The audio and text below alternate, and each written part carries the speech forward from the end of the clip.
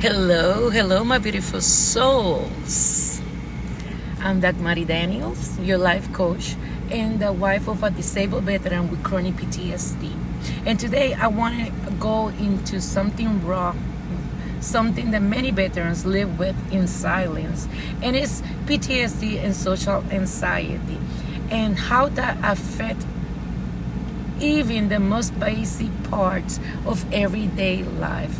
Because the truth is, for some veterans, even walking into the grocery store can feel like stepping into a battlefield. And I can testify about that. And this is something like real life, something that real happened. We went to see my granddaughter like a couple of days ago. She flew from Puerto Rico. And I haven't seen her in a long time. We went to this famous place in Orlando, and this place was so crowded. And I could tell my husband was trying. I saw him grabbing the stroller and pushing it. And when I saw that, I say like, well, he's holding the stroll. And then I see is when you are in a crowd place and you are a stroll, people start giving you space. So then I started seeing the signs. He was getting anxious, sweating. His body was tense. It got so overwhelming that we have to sit down for a little bit. Then after that, we went to a store. And then after the store, he told me, I cannot do it no more. So we had to go. So I saw how hard he pushed himself because he knew how much it meant to me see my granddaughter and spend some time with her. And in that moment, even though we had to leave early, I saw something deeper. I saw the man I fell in love with is still in there, behind the anxiety, behind the flashback, behind the pain. He's still trying. He's still fighting, just in a different kind of war. And this is what so many people don't understand. Social anxiety is not just being shy. It's panic in public places. It's feeling unsafe in crowds. It's walking into a store and scanning every exit. It's sitting in a car for 30 minutes because your nervous system is screaming danger, even when there's not danger at all. And let's talk about the workplace. And this is too often. It's just one more battlefield for these veterans passing with chronic PTSD, social anxiety.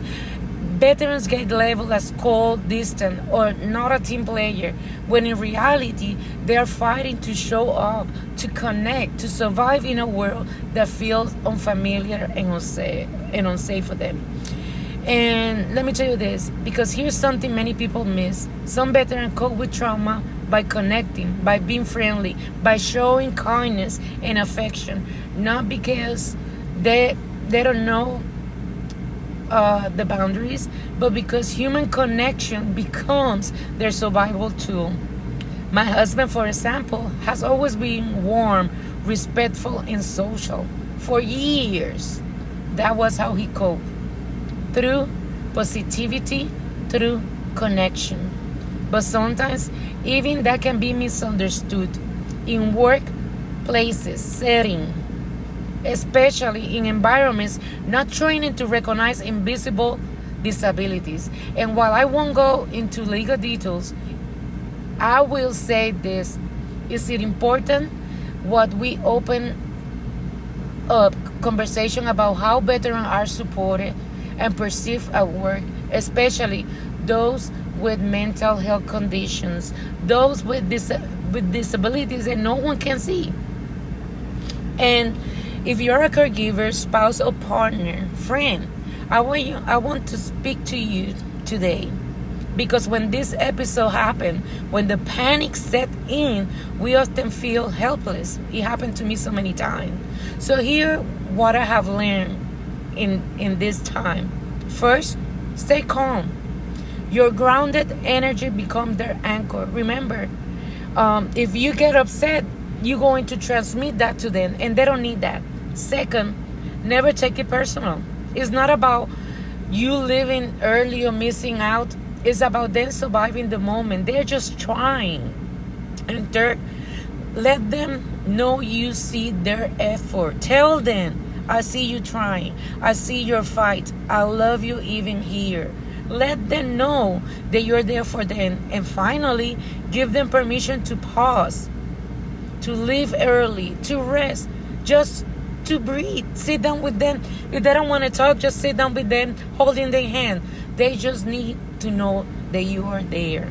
Remember, love is not fixing them. It's sitting with them in the discomfort.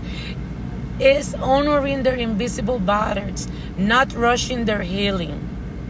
Remember that. We cannot fix everybody. To my husband, I see you. I see the courage it takes just to step outside. I see the love in how hard you try. And to anyone listening who feel unseen, know this. You are not weak. You are not broken. You are adapting to a world that was never trained to understand your wounds. Thank you so much for being here. Thank you for listening to what Often Left say. If this video moved you, share it. Tell someone. Help us raise awareness, not just for our veterans, but for the family walking this journey beside them. You can also go to my website. I'm going to put the link down here and download my free mini book. This is our story at www.waitofthewiseowl.com/projects. This is just one story, but it's one of many. And together we can make sure these stories are never forgotten. Remember, beyond invisible battle, battle tested, forgotten veteran, where we speak what others want and stand where others fall silent. Love you guys. Be blessed. Have a wonderful and beautiful day. Thank you so much.